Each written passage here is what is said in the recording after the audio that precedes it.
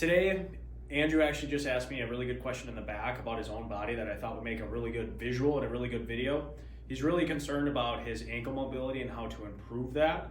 And I think a lot of people, and I've talked about this in the past, I just did a certification that also talked about this, that I think a lot of people struggle with, as well as I see it in a ton of my functional mobilizations with people and functional movement assessments with a squat, a deadlift, lunge, where people lack the ankle range of motion to get into those positions, and you see it up the chain. So with Andrew first, I like to look at the passive range of motion first because I want to see what the joint can actually do without the muscle activation, because that just tells me what the true ankle joint itself can do. I also like to make sure the ankle itself is in neutral with the talus itself, so I do manipulate it a little bit. I do think that is crucial, but it's also not a game changer if you don't do it, but it's just something that I like to do to test the true dorsiflexion motion. So I'll find subtalar neutral, or excuse me, the talus neutral position, and then I'll bring his ankle up.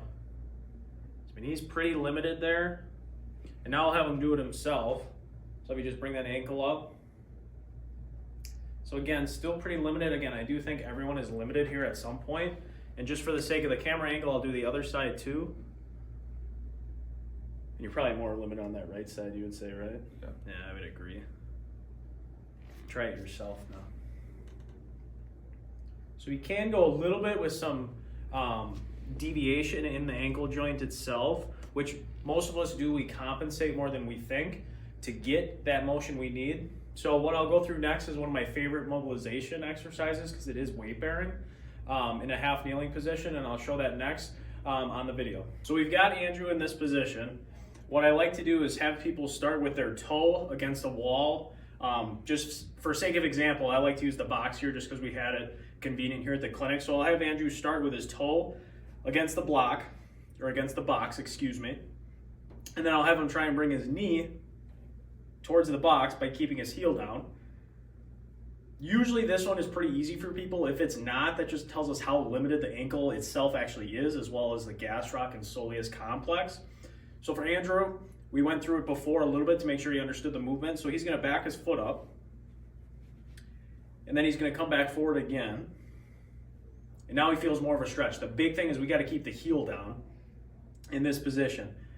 What I like to do is we first start with a static hold just to kind of get that capacity filled up for this motion. Once we have that, I like to go back and forth to promote that motion. Now, for people that are super, super tight in this position, to get a stretch, to add some load to it, I do like to put a weight on that front knee.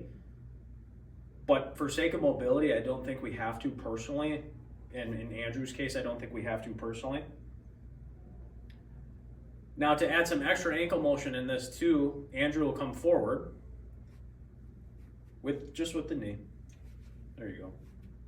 Once you get that position, bring your knee to the left. So we're gonna work a little more tibia motion, side to side. That also works on that, the dome of the talus.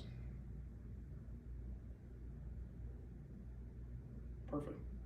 You should feel a really good stretch there too, right? Yep.